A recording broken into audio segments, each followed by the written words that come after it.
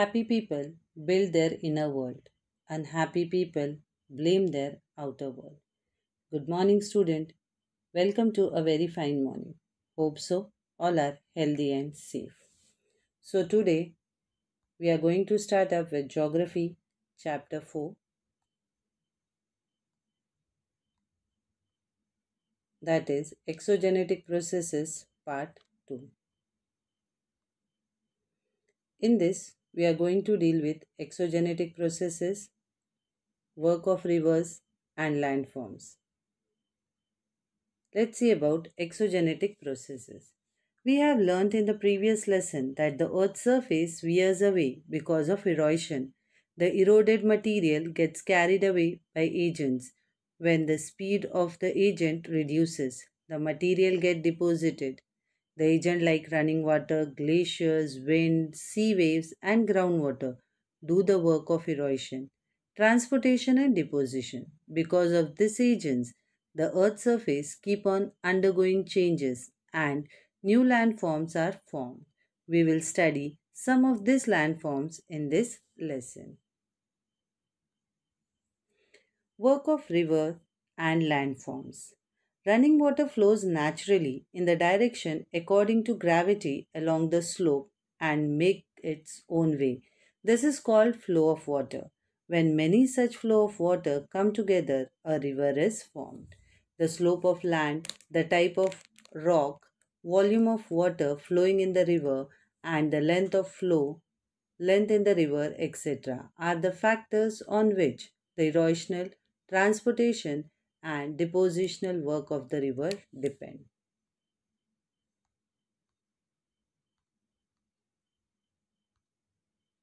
Erosional work of river. Erosion is a process that wears away the riverbed and banks. Erosion also breaks up the rock that are carried by the rivers. Let's also see in this about transportation and depositional by river. Erosional work of rivers. The rivers originate at a much higher altitude from the sea level. Here the river flow at a great speed and therefore it power to erode its grade. The riverbed and the riverbank get eroded because of the fast flow of water. Sand particles, pebbles, etc. and the various tributaries join the main rivers. All this lead to formation of gorges and V-shaped valleys and also the waterfalls. Transportation and deposition by river. A river flows down the slope from a hilly region.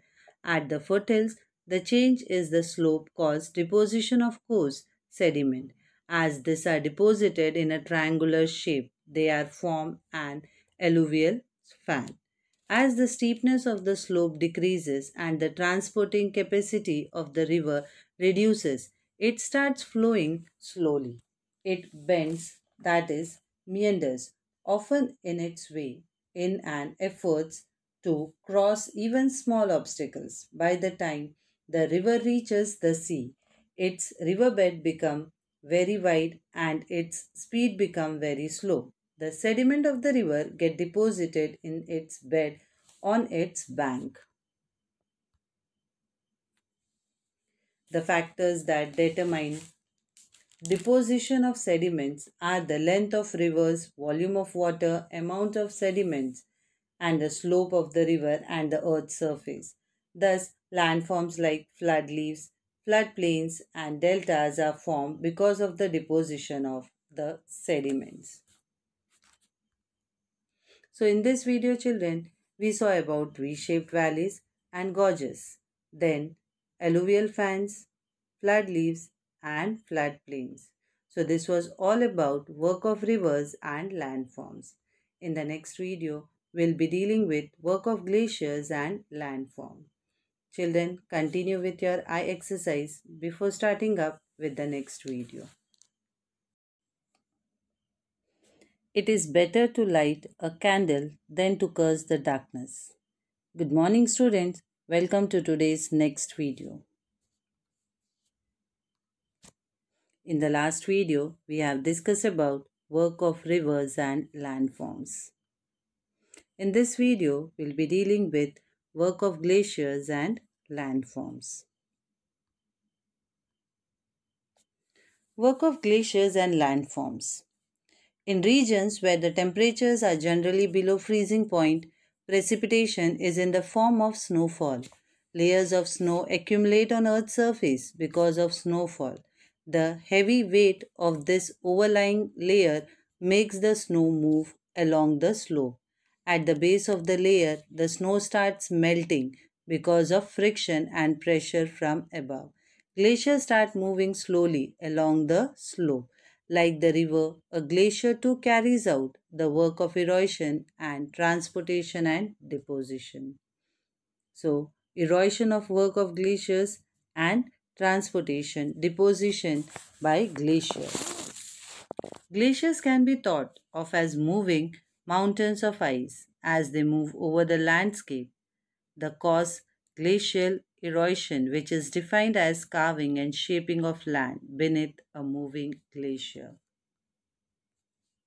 Erosional work of glacier. Though its velocity is less, the mass of ice is more and hence the glacier erodes its own bank and its bed on large scale. The erosional work of glaciers produce landforms like cirques and horns, U-shaped valleys, hanging valleys, and roch mountainy or shipbacks. Transportation and deposition by glacier. The glacier carries sediments with them. These sediments are called moraines. Depending on the location of deposit, moraines can be divided into four types: ground moraine, lateral moraine, medial moraine, and terminal moraine.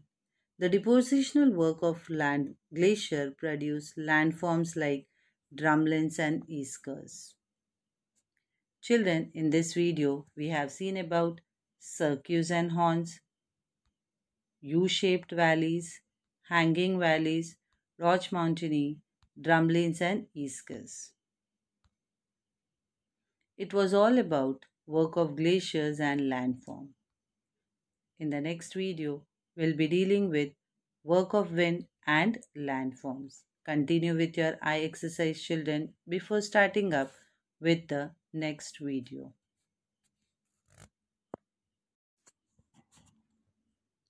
God's best gift to us is not things but opportunities. Good morning, students. Welcome to today's next video.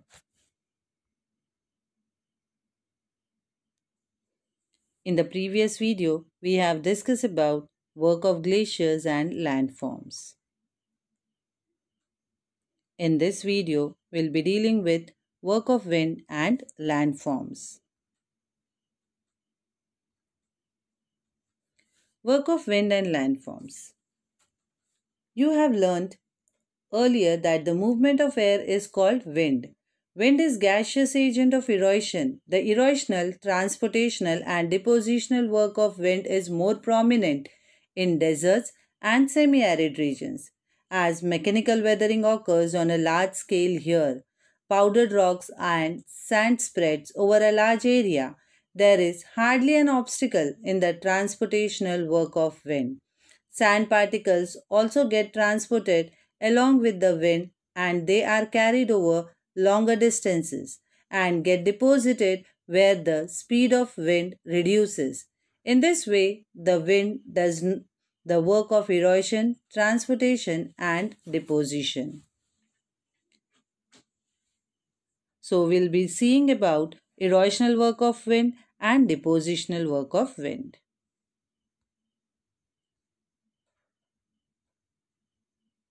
Let's see about erosional work of wind.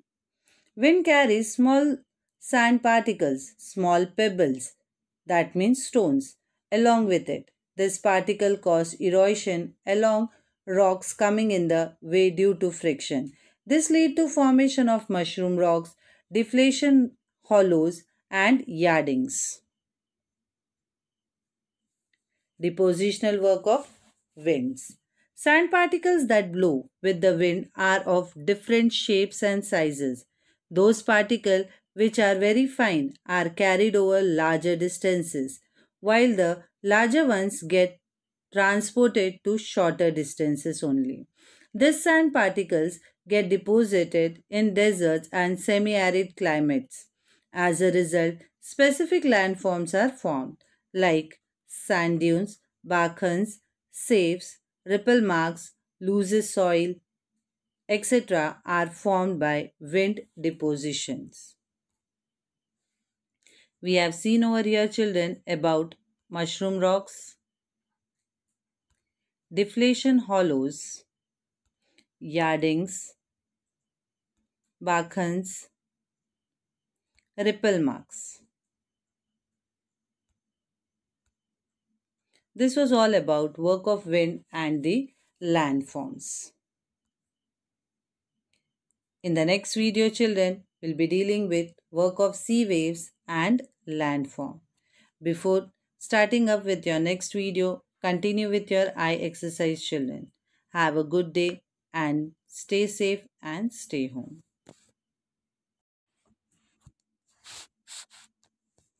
Do not wait for anybody or anything. Do whatever you can. Build your hope on none. Good morning, student. Welcome to today's next video. We have already started up with Geography, Chapter 4, Exogenetic Processes, Part 2. In the previous video, we have discussed about work of wind and the landforms. In this video, we'll be dealing with work of sea waves and landforms.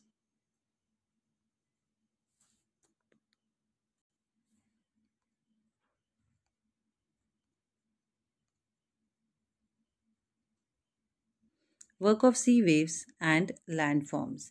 In coastal areas, sea waves carry out erosional, depositional, and transportational work. Winds and tides cause this movement of seawater, and as a result, waves come to the coast. Because of their hitting the rocks at the coasts, erosion of rocks occur. In coastal areas having wide beaches, waves carry out depositional work.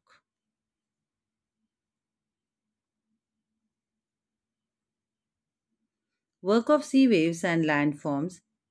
In this, we are going to see erosional work of sea waves and depositional work of sea waves.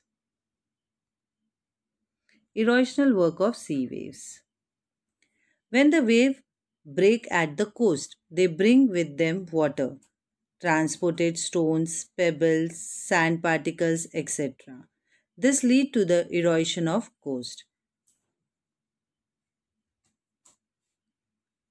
Because of chemical and hydraulic action of sea waves, two erosion occurs. Landforms like wave-cut platforms, sea waves, arches, sea cliffs, etc. are formed because of erosional work of sea waves. Let's see depositional work of sea waves.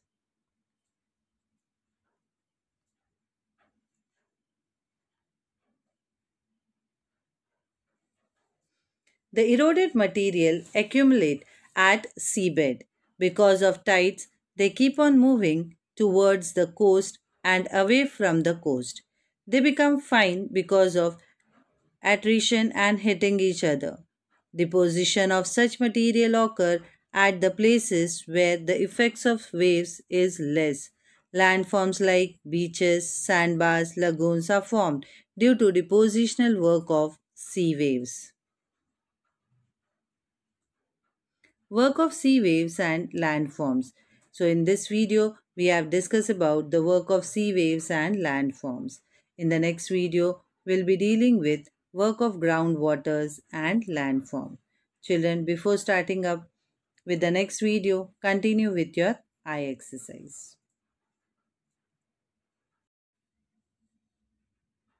My goal is not to be better than anyone else, but to be better than one used to be. Good morning, student. Welcome to today's next video. In the previous video, we have discussed about work of sea waves and landforms. In this video, we'll be dealing with work of groundwater and landforms.